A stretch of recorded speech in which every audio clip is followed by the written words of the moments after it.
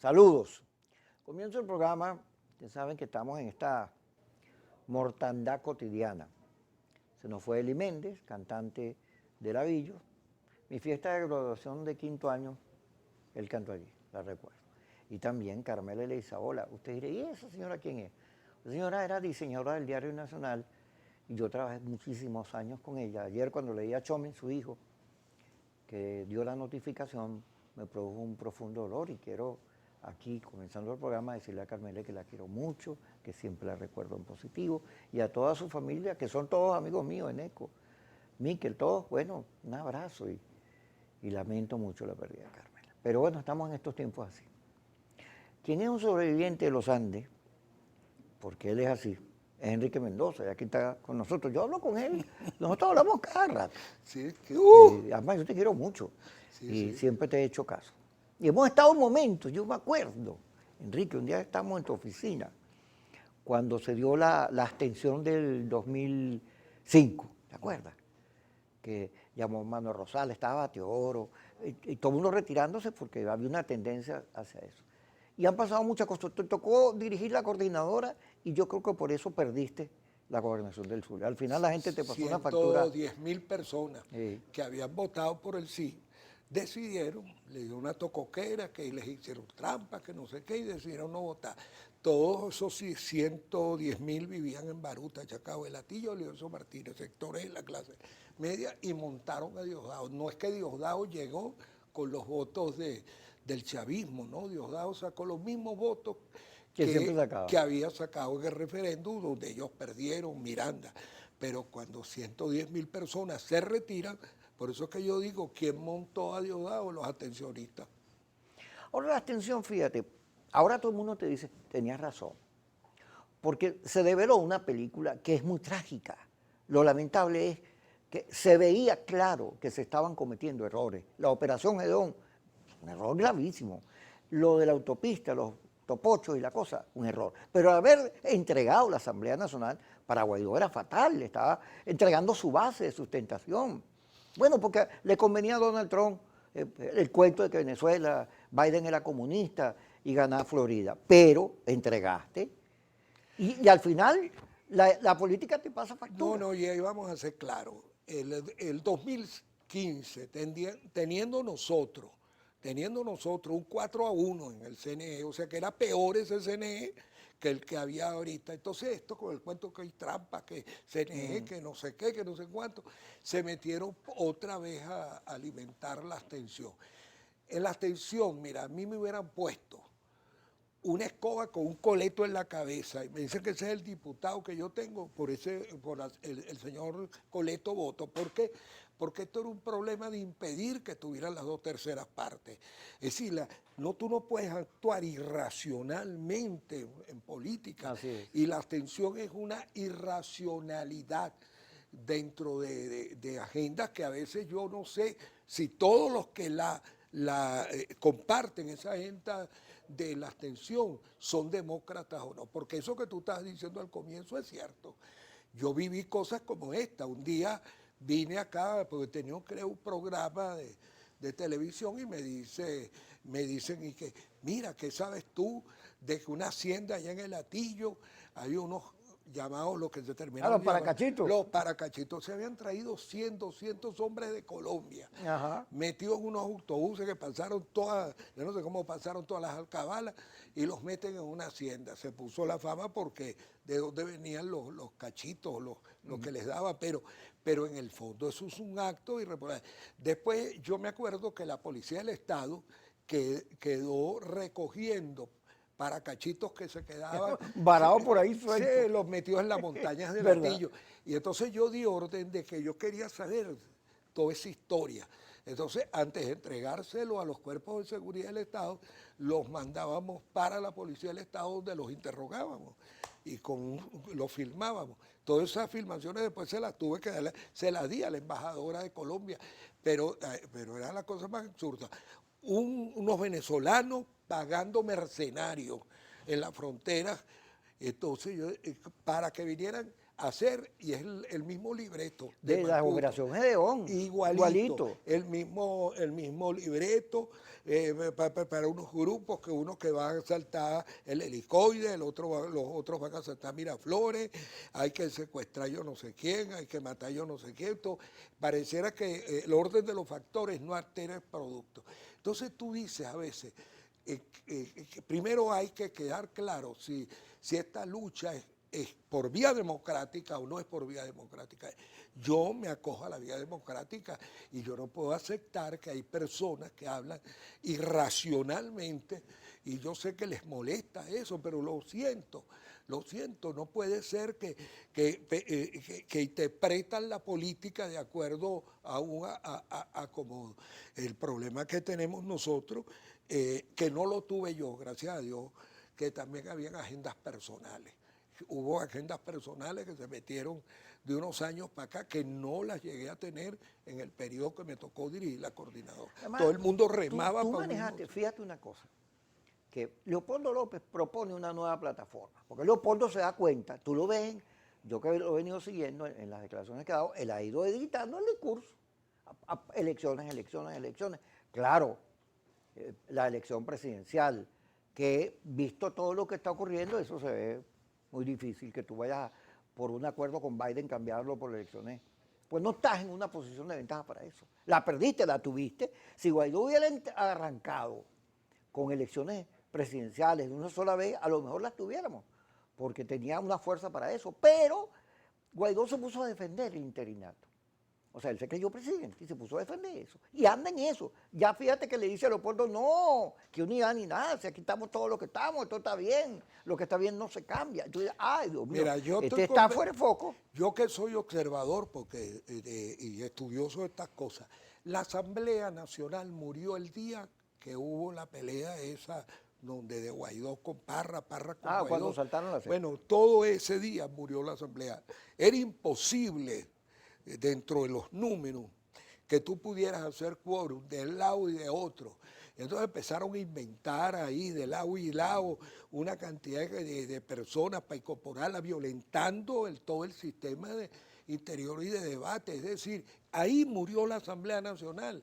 Igual que el otro se proclamaba, Parra con yo soy, yo me le dijeron así, asado, y el otro decía lo mismo. Entonces eso no logra cuajar. Además, yo estoy convencido de que se hicieron unos planteamientos que llegan a ser absurdos. Cuando tú hablas de una transición, es transición porque el presidente renunció. El presidente lo tumbó golpe de Estado, el presidente... Se va a ir porque se dio cuenta que no te servía. da la gana, no. El problema de este país ha sido muy sencillo, que se metan los atencionistas. Yo lo comparo mucho, la atención con el problema de las juntas de condominio. Que todas son malas. No, las juntas de Todas se roban la condominio, plata. 100 personas viven en este edificio y deciden que van a discutir una alícuota que van a subir. Entonces resulta que convocan a la asamblea y no van. De los 100, nada más fueron 40. No hay quórum. No hay quórum, pero la ley les dice, y el sistema de votación es, vuelven a convocar, Y a la tercera. y cuando viene la otra reunión, fueron 10 de 100 y esos decidieron. Maduro llegó así, porque los atencionistas no hicimos ese sentido de pertenencia electoral.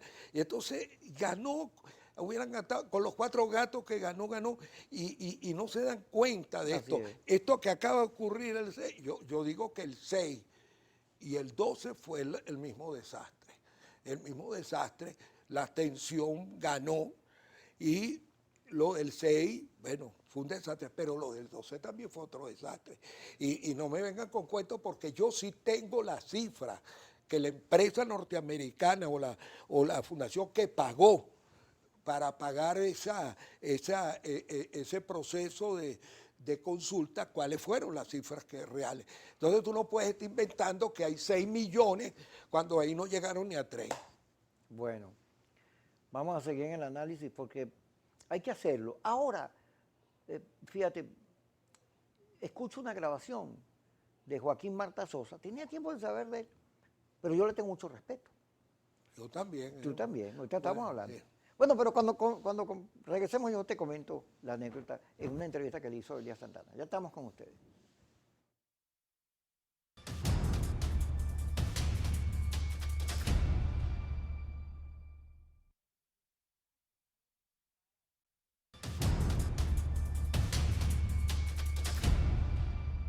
Seguimos con Enrique Mendoza. Fíjate, Enrique. Marta Sosa conversa con Elías Santana, que se quieren, pues son amigos. Yo edité la cosa y la puse en la radio porque era muy larga. Pero él dice unas cosas que son importantes porque las está diciendo sin maldad. Él dice, tenemos que respetarnos y si nos respetamos vamos a entender que el respeto es hacia la gente. O sea, yo te respeto a ti como Enrique Mendoza. Ahora, no necesariamente tus posiciones, porque la abstención es un absurdo. Yo no puedo respetar el absurdo. O él pone el ejemplo de la silla eléctrica. Yo no respeto a la gente que quiere como solución la silla eléctrica. Entonces, aquí hay necesidad, lo dice Marta Sosa en la entrevista, y creo que Rafael Orihuela también en un texto que me comentó Simón García. Oye, ya llega un momento en el cual, ven acá, o tú haces la reflexión política para volver a la política, o ya está, nos vemos en otra oportunidad. Ahora vamos a respetarnos. ¿Qué significa respetarnos? Deja de estar diciéndome alacrán, colaboracionista, y yo te dejo de decir todas las cosas horribles que te digo, corrupto, vendido, etcétera. Vamos a respetarnos y en la vida nos vamos encontrando. Porque lo que no se puede es seguir insistiendo en el mismo error sin hacer una reflexión. Ahora tú ves que hay un regreso a ese documento que hizo José Luis Farías con Pedro Benítez, que ha firmado un gentío que es muy bueno. Yo, cuando le dije, oye, qué bien, porque además no insulta, no le dice a Guaidó nada ni a nadie, sino, oye, un momentico, ven acá, ya está bueno ya. Vamos a elegir nuestros gobernadores y nuestros alcaldes y salirnos del error ya. Tú sabes, Kiko, que uno de los problemas que yo veo, que el presidente Chávez antes de morirse le dejó una herencia a la oposición, lo que llamo el coronavirus de la política venezolana, que es el concepto del odio. Le metió ese virus, porque eso lo desarrollaron del otro lado del río, que era que en las casas se peleaban los familiares, unos con otros, con los vecinos. Un proceso realmente interesante, pero lo pasaron por la oposición. Es una cosa donde pareciera todo, si alguien es verdad, dice, la izquierda vivía peleándose una contra otra. No, y entonces esto es insultos, vejámenes de todo tipo. En estos días vi una cosa que yo dije, esto no puede ser, porque se le ocurrió a Enrique Capriles decir que había que dialogar, que había que conversar, ni siquiera creo que paró la palabra diálogo. Ay, más vale que no. No se pueden decir en televisión porque si no tienen que pegar un pito aquí, porque de todas las barbaridades que le decía. Entonces, el problema está en que tú tienes que volver a rescatar el sentido del respeto. El sentido del respeto y que se metan en la cabeza, gústele a no le guste a los atencionistas, que tiene que haber una conversación. Llámenlo conversación, llámense diálogo. Y esa conversación o ese diálogo, lo que va a haber, ¿cómo se llama? Tiene que ser transparente, porque eso sí también creo que fueron errores de la oposición, que cuando se iban a reunir... se escondía. No, bueno, si es que Jorge Rodríguez, yo con indignación un día que prendo el televisor y está entrando Jorge Rodríguez al CNE y entonces le pregunta, ¿es verdad que ustedes están hablando con la oposición? Él se cortó todo y entonces, pero es verdad, y entonces le digo, bueno, no lo estoy diciendo yo, lo está diciendo usted. Lo que pasa es que nosotros nos habían pedido que no comentáramos nada en la oposición. Es decir, tú no puedes hacer nada escondido. Yo creo es un error más bien. Yo creo que, mira, cuando a mí me tocó dirigir la coordinadora, yo me tenía que sentar con el gobierno. Me decían hasta el más que me iba a morir y yo le tenía que decir hasta el más que se iban a morir ellos. Pero había esa comunicación. Entonces no puede ser aquí que si es que tú te sientas, que eso lo han pervertido porque hay otros que se sientan y tratan de conseguir favores con esa sentada, que es otro problema. Pero el proceso, imagínate, entonces tuviera el hijo o el nieto de Pinochet todavía mandando en Chile. Tuvieran todavía los negros y los blancos peleándose en Sudáfrica. Es decir, el proceso... No se hubiera caído el muro de Berlín ni nada. Nada. Ni la Unión Soviética. No, tú puedes tener posiciones encontradas como el otro, pero tienes que tener Tiene que haber debate. discusiones. Ahorita, Tiene que haber discusión. ahorita estoy en una cruzada, Kiko. Ya vi. La cruzada es muy sencilla. Yo he venido diciendo que aquí te tengo el decálogo de lo que yo digo. Eliminar el odio entre nosotros, no ofender al que no piense como tú. No se debe, no debes descalificar a otro de la oposición si no piensa como tú. Tenemos que hablar, no, hablar los unos a los otros. Nadie puede ser juez del otro y tienes que demostrar que eres demócrata, que es otro problema que yo creo. Que creo. aquí hay gente que no es muy demócrata, que se diga. Entonces, eso es lo que yo digo. Eso que está pidiendo invasión, guerra, cosas, eso no son demócratas. Bueno, es que yo vengo viviendo esto de cerca, yo no me voy a caer en buste. Yo movía las calles antes del 11 de abril, yo era el coordinador de todo ese proceso y todo. Yo no sabía que un grupito pensaba tomarse el poder hacia los Jalisco. Lo primero que hacen, disuelven la asamblea, disuelven esto, disuelven los gobernadores. ¿Quién eres tú para disolver nada? ¿Quién te mandó? Y además, ¿quién te colocó ahí? Nunca se me olvida. ¿Quién te dirigió? No, entonces, bueno, allá está una anécdota que cuando yo le pregunto a una persona en Miraflores, mira, después que presenten la renuncia del presidente Chávez, tienen que llevarla al Congreso, a la Asamblea, para que ahí elijan o vuelvan a ratificar este señor que ustedes metieron ahí, que era Carmona, o nombren al que yo le dé la gana. La respuesta que me dieron... No me voy a poner en manos de Michelena. No, la respuesta que me dijeron fue, eso no puede ser así, Enrique. ¿Cómo que no puede? Yo no estoy pidiendo nada personal. ¿Y por qué? Y me dice, porque eso es darle poder a Michelena. Es decir, la política no puede ser manejada. Es que no es demócrata. Y entonces, ese no es una persona demócrata. Entonces, hay gente que ha estado infiltrada, por eso esa infiltración que tenemos nosotros en estos momentos, en esta lucha, que no son demócratas, porque los demócratas tienen que actuar bajo unos parámetros muy sencillos. Parámetros muy sencillos. Es decir, que nosotros somos, yo que hubiera querido, cuando yo estaba al frente de la coordinadora, yo tenía a un presidente con el 65-66% de apoyo. ¿Te hubieras querido tener a Maduro con... Y ahora, coño, y resulta que ahora esa cifra es superior, porque creo que tengo 80 y pico de rechazo el presidente.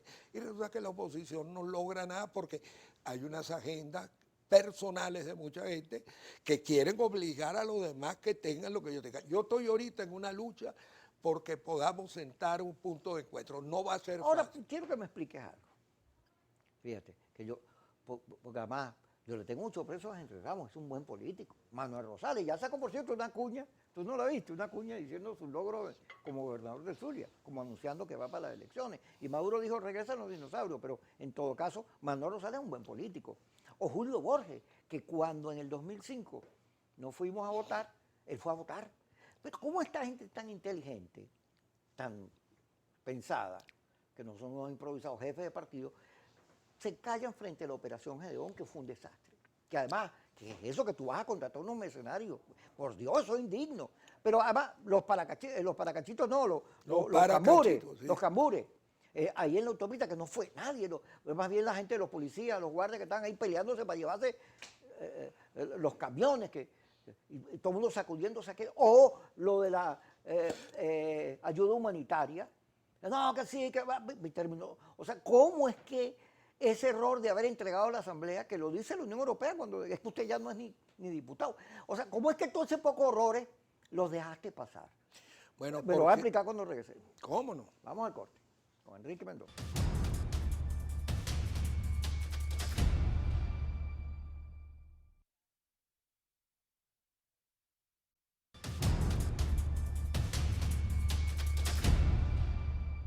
Tú sabes que cuando Donald Trump, Enrique Mendoza, conoció a Guaidó, dijo, este es un rookie, un muchacho.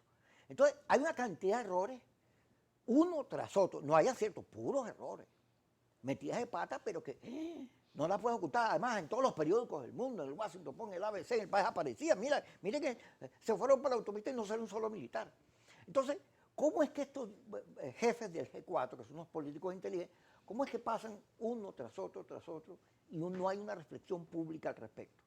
Bueno, porque aquí hay un problema que viene en forma perniciosa. Después que eliminamos la coordinadora democrática, se crea un sindicato de partidos que es la MUD, un sindicato de partidos porque ahí no entraban sino puros partidos. Esos partidos a su vez, alguien inventó el derecho de admisión como que fuera una cuestión. Entonces ya el G4 existía, pero era el G4, el G8, el G15, llegaron a tener hasta G15. Entonces es como una concesión de que uno se agrupa diciendo nosotros somos la mayoría, nosotros somos los únicos aquí, los voy a apoyar.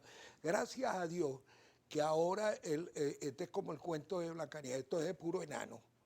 Todos los partidos ahora son enanos, porque el hecho mismo... Eso es feo. Bueno, entonces es un partido de enanos porque sencillamente el gobierno, ni tonto que fueran, se ha ocupado de dividir a todos los partidos. Entonces hay dos de uno, dos de otro, y todo eso, pero eso los lleva a convertirse en un partido debilitados todos. Entonces, porque aquí hay otro problema que hay. Yo, por la experiencia que tuve histórica en esto, quien mueve la calle es la sociedad civil, no son los partidos. Los partidos lo que hacen es que cuando ya la multitud sale, son miles y miles de gente saliendo, aparecen con unas banderas que las meten en medio de la gente. Entonces visualmente da la impresión que el que sacó más banderas, ese trajo esa gente que está ahí. No. Yo cuando estaba en la gobernación, que venía para las marchas aquí, movía gente. Lo más que podía mover en autobús y haciendo un esfuerzo eran 2.000 personas.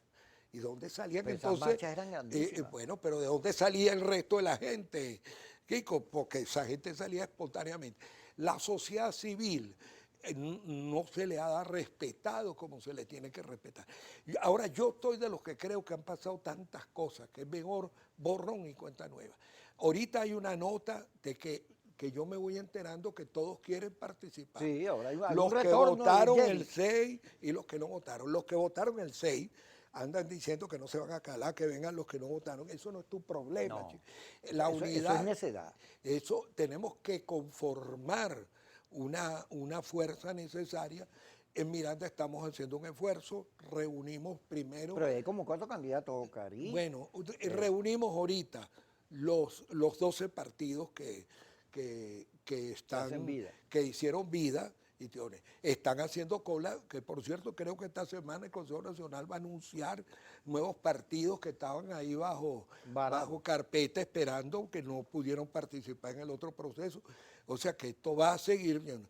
Y hay que crear una plataforma de participación. ¿Cuál es la primera plataforma? Si tú tienes debilitadas las organizaciones políticas, la tesis mía es de que nosotros tenemos que ir hacia un proceso de primarias. ¿Por qué? Porque sencillamente aquí no pueden pretender los que fueron y los que no fueron, que esto va a terminar en un acuerdo. Va Pedro Pérez, y Pedro Pérez no lo quiere ni la mamá de él, ni el vecino donde él vive. Esa Venezuela se acabó, donde los partidos podían poner a alguien y la gente votaba por ese alguien si eso era lo que se había decidido entre todos.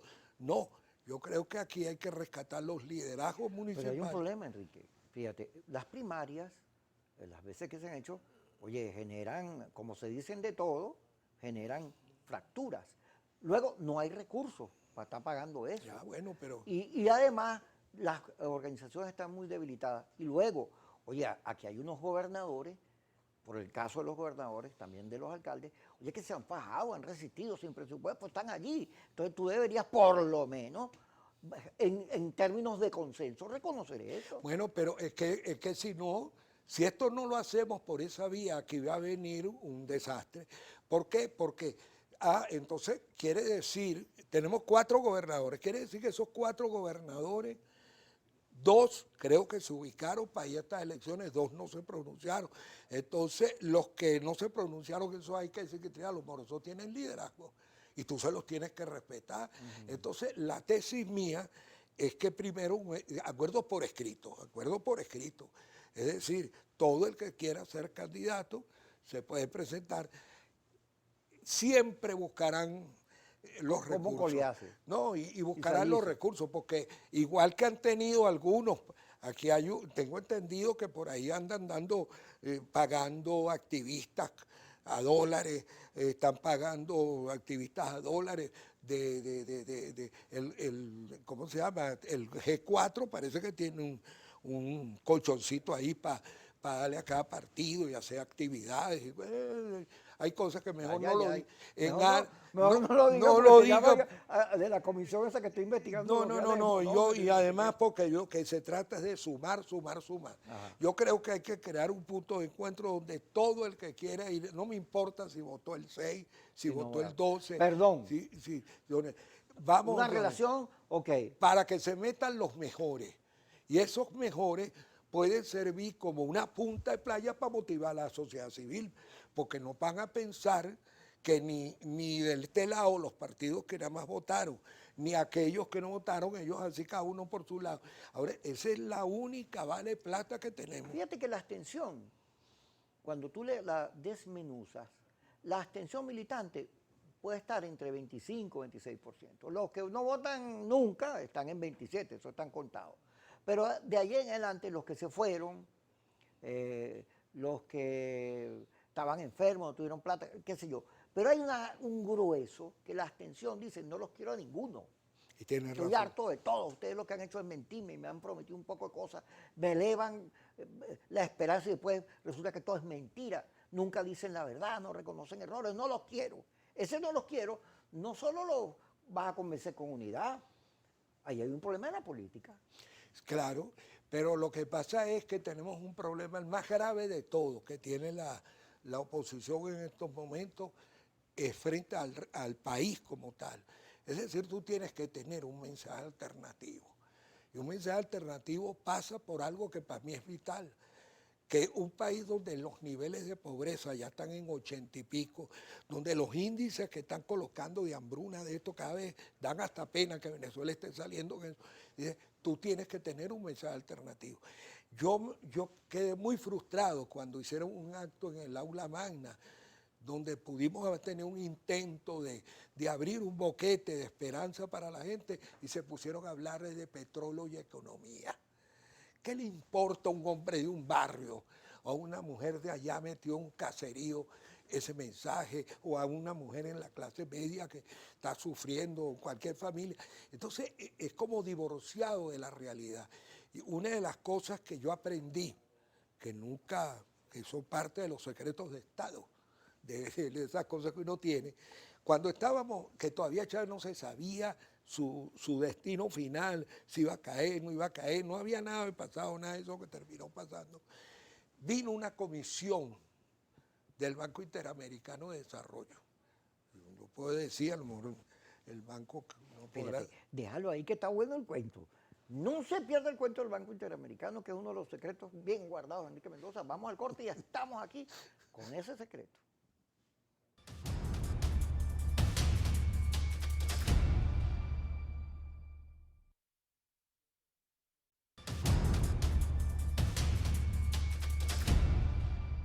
Seguimos con Enrique Mendoza. Ajá, cuéntalo del Banco Bueno, Interamericano. fíjate, el banco viene un día, Kiko, y me dice, una comisión de ellos, y dice, mire, ahora nosotros creemos que en cualquier momento puede haber un desenlace con el problema del presidente de la República. Y tienen que estar preparados los sectores de oposición a crear qué es lo que va a pasar. Ellos tenían una teoría que frente a un gobierno populista, un gobierno donde comenzaba a abrirse el proceso de inclusión social y todo eso, las respuestas tenían que ser muy directas, de respuesta para que la gente que estaba beneficiándose de esos programas volteara para el otro lado. Ejemplo, empezaron a estudiar todos los programas. Nunca se me olvidará uno que fue como muy emblemático, crear la entrega de un vaso de leche a 5 millones de niños todos los días. No importa que estén escolarizados o no escolarizados, 5 millones de estos reales se sacan de aquí y de aquí.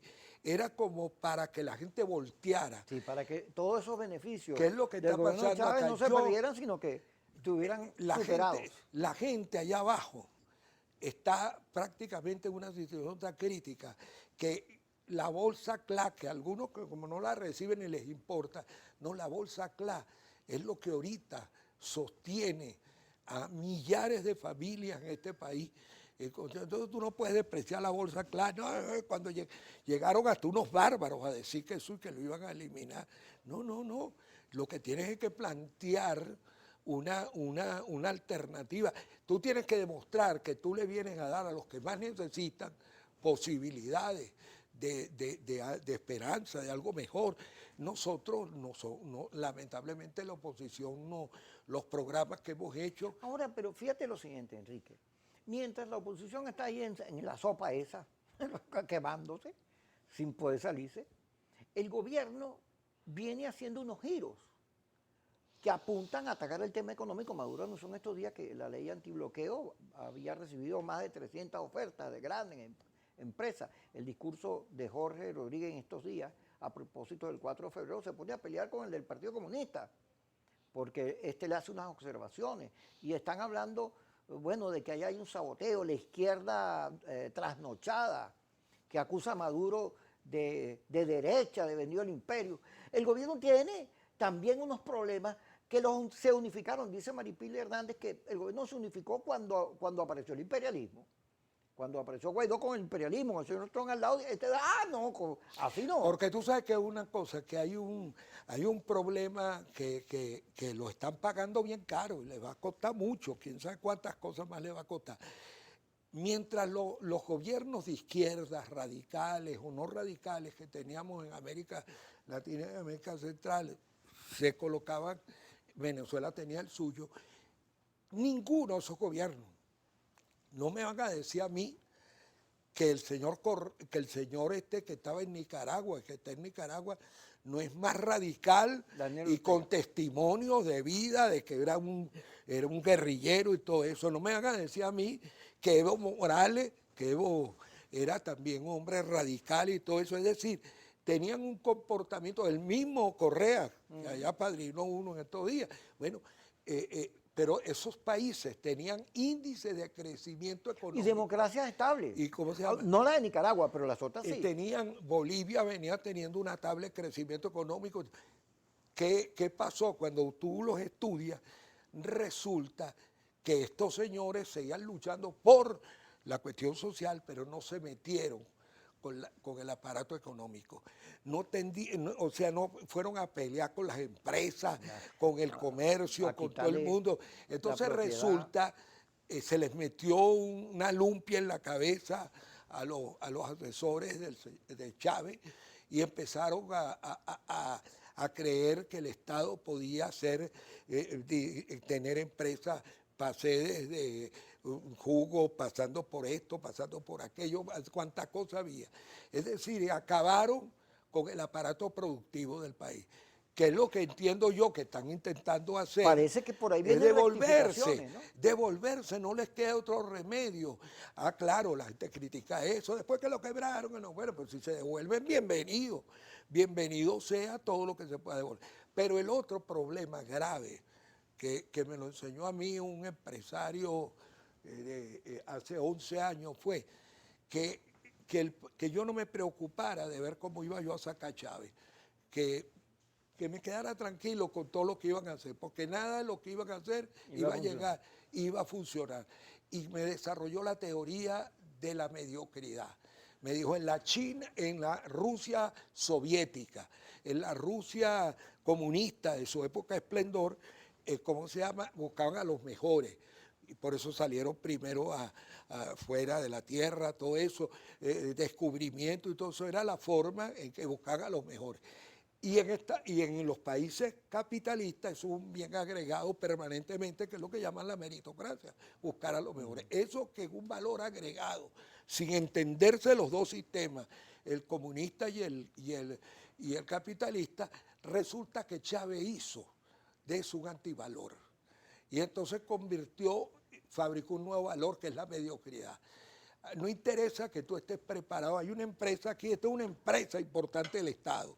Hay un señor que vino de una multinacional que está jugando golf, tomándose un whiskycito ahí al lado de los campos de golf y no hace nada, pero es un señor reconocido mundialmente que sería ideal, porque es un PH en administración de empréstitos que lo podrías poner para que te levantara una empresa del Estado. No, yo te coloco ahí al lado, me vienen con un sargento técnico del ejército que acaba de su curso en el INSE de contabilidad, yo nombro al sargento técnico. Entonces todo el gobierno fue ejerciendo la mediocridad como un ejercicio. Por eso es que tú ves, este ministro lo ponen aquí, que sabe con lo otro que lo pusieron. Bueno, porque Si tú y yo somos civiles, no, tú y yo somos civiles. A ti te nombran, mira, Kiko, vas a dirigir un hospital. Yo no soy médico, pero no, yo te ayudamos, te ponemos un asistente. No puedo porque yo no soy médico. A esto tú agarras un sargento de la Fuerza Armada y le dices, usted va director del Hospital General de eso. ¿Cuándo comienzo, mi comandante? fíjate, Entonces yo estamos te jodidos. comentaba,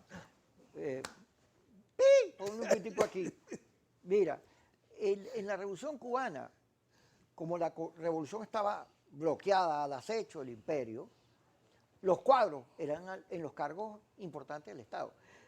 Después, muchos años después, se reconoció que eso era un error, que si bien fue una necesidad en una primera parte, después había que cambiarlo y profesionalizar el Estado. Los cubanos así mismo lo pensaron. Yo creo que todos están dándole vuelta a eso, porque bueno, al final de cuentas, la crisis que vive el país es tan grande que o corres o te encarabas. Ya vamos a ir al corte y regresamos con Enrique Mendoza.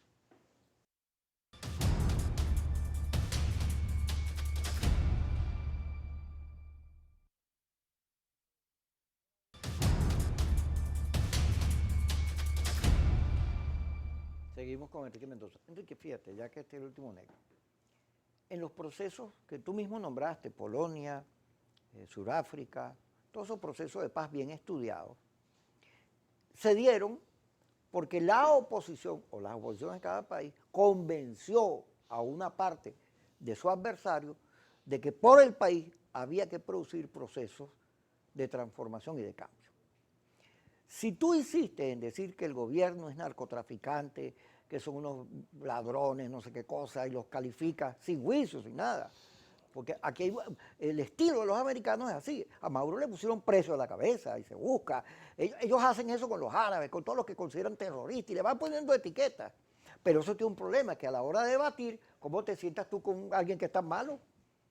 No, porque la gente, no, pero ¿cómo te vas a sentar si ese es un delincuente? Entonces, la política, que es diálogo, que es conversación, que es acuerdo, en este momento te obliga a hacer acercamiento con el gobierno porque el país está muy mal. Si tú no haces esfuerzo por, oye, que la cosa medio funcione, con quitar las sanciones, con la economía, que cuestan, porque hay esas mentalidades que tú señalas, si tú no haces eso, bueno, el barranco no tiene final. Porque yo creo que el diálogo hay que hacerlo, pase lo que pase. Y al que pero hay que cambiar las narrativas esas. Bueno, pero que y la son forma de nefastas. hacerlo. Y lo estoy diciendo y yo sé que después que lo diga, entonces te empiezan a decir por los medios que esto, que aquello. No te preocupes. Yo a esos que me dicen eso les recuerdo el respeto que le tengo a su venerable madre. Entonces, pero ¿cómo se llama? Pero esto tiene que ser. Pero viste lo que pasó con Fede Cámara, que fue Jorge Rodríguez para Fede Cámara, vendido, traidor, debió hacerlo oculto. Qué bueno que por primera vez alguien se reunió sin ocultarse. Eso en otra época no se hubiera podido hacer, pero se hizo. Entonces yo tengo que ver como positivo todo intento, toda cuestión de...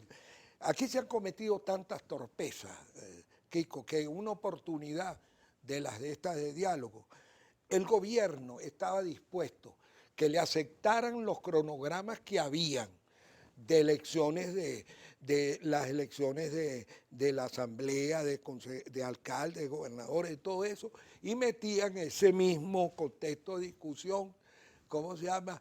Le metían la cuestión del referéndum revocatorio. Vamos a meter un referéndum revocatorio, todo eso es constitucional. No.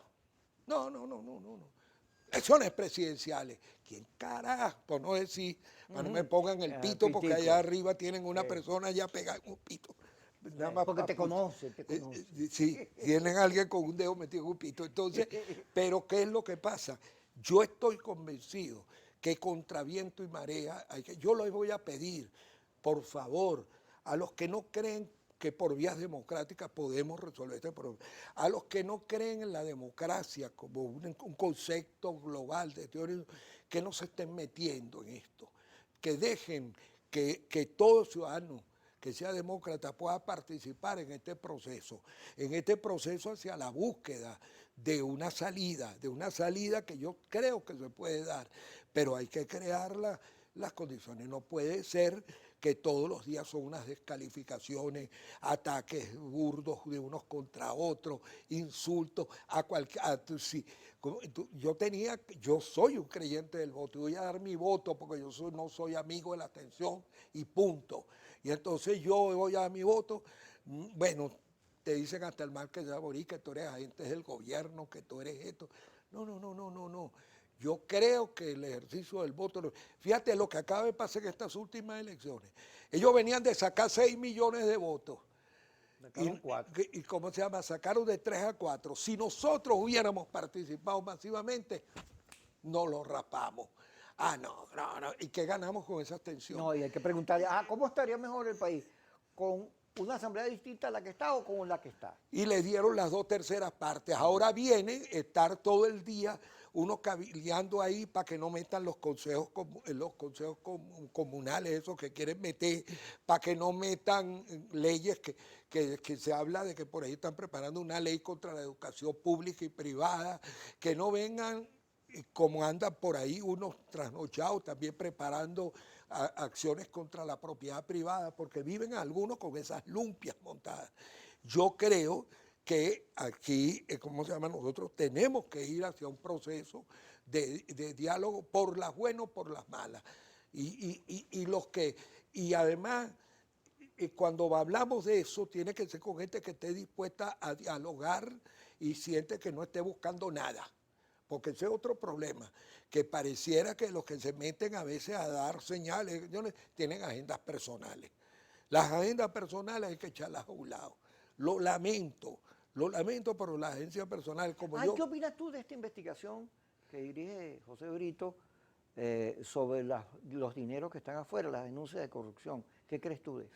Mira, yo estoy me produce mucha consternación eso, porque eso está alimentando la no creencia institucional hacia voltear la cara de mucha gente cuando ve cómo llegan cosas. Entonces yo lo que yo no entiendo, que es lo que yo quiero saber, cómo están recibiendo y cómo de dónde vienen esos recursos que vienen. Porque yo no me calé nunca los cubanos metiéndose en las manos en los problemas nuestros, que decían que estaban en el registro, que decían que estaban en esto, yo no lo acepto. Pero tampoco me voy a calar que también vengan a estar, no sé si es, no creo que es el gobierno americano, son instituciones que se dedican a alimentar. Yo he hecho un afiche para que se terminen de arrechar, perdón. Bueno, entonces yo he hecho unas acciones, no somos títeres ni de los americanos, pero tampoco de los cubanos. Tenemos que tener dignidad de venezolanos, tenemos que tener la dignidad de patria, de nosotros mismos. Entonces no puede ser que a unos dicen, los alimentan por allá en Cuba y les dicen lo que van a hacer. Otros se van para yo no sé dónde que está el centro de asesoría que les ponen, que entonces también les dice, eso no puede ser, los venezolanos. Yo creo que tenemos, después de haber logrado la guerra de independencia... Terminamos el programa. Bueno, ¿Eres optimista o por el contrario? Yo sí soy optimista. Ajá, así me y los gusta. invito a todo el mundo a que nos sumemos a esta campaña de las primarias. Porque las primarias es una forma de comunicarlos, los abstencionistas, con los que fueron a votar y además acabar con los cogollos que los partidos quieran repartirse como que fuera un botín las gobernaciones y alcaldías. Gracias, Enrique Mendoza, con nosotros. Disculpen ustedes todas esas cosas que suelen pasar con Enrique, que se le van esas palabritas, sobre todo en este horario, pero lo importante son las ideas. Y creo que has planteado bastante. A las 5 y a las 10, Kikosis por Globovisión.